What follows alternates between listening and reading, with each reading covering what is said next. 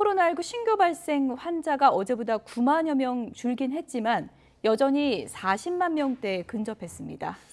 네, 사망자는 470명으로 역대 최다를 기록했습니다.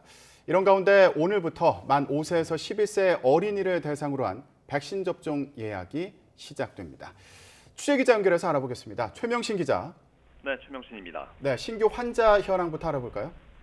네, 오늘 0시 기준 신규 환자는 39만 5,598명입니다. 전날보다 9만 5천여 명 적긴 하지만 여전히 40만 명대에 근접했습니다. 국내 누적 확진자는 1,082만 명에 달합니다. 확진자 증가세가 정체 양상을 보이고 있는데 정부는 오미크론 유행이 정점 구간에 진입한 것으로 보고 있습니다. 정부는 이번 주 상황을 좀 더 지켜봐야 유행이 감소세로 전환되는 시기를 정확히 예측할 수 있을 것으로 보고 있습니다. 위중증 환자와 사망자 증가세는 여전합니다.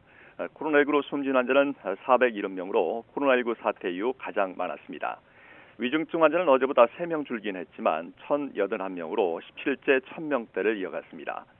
전국 중환자 병상 가동률은 64.6%로 0.2%포인트 높아졌습니다.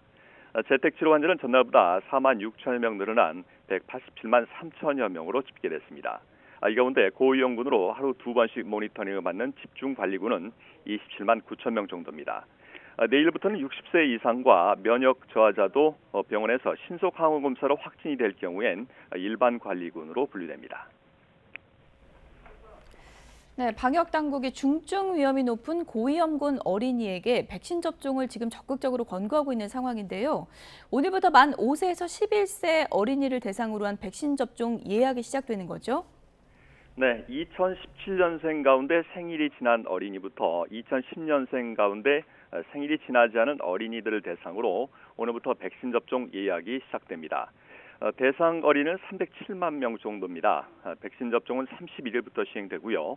8주 간격으로 소아용 화이자 백신을 2차례 맞게 됩니다. 소아용 화이자 백신엔 유효 성분이 기존 백신의 3분의 1만 들어 있습니다. 의학적 사유나 개인 사정으로 조기 2차 접종이 필요하면 식약처 허가 범위 내인 3주 안으로 접종이 가능합니다.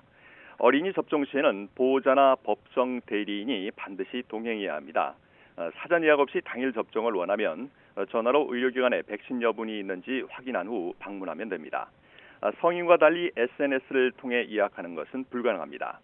방역당국은 오미크론 변이가 국내에서 지배종이 된 이후 5세에서 11세 확진자가 급증해 위중증 환자나 사망자가 나오고 있는 만큼 백신 접종을 적극적으로 해줄 것을 권고했습니다. 지금까지 사이부에서 YTN 최명신입니다.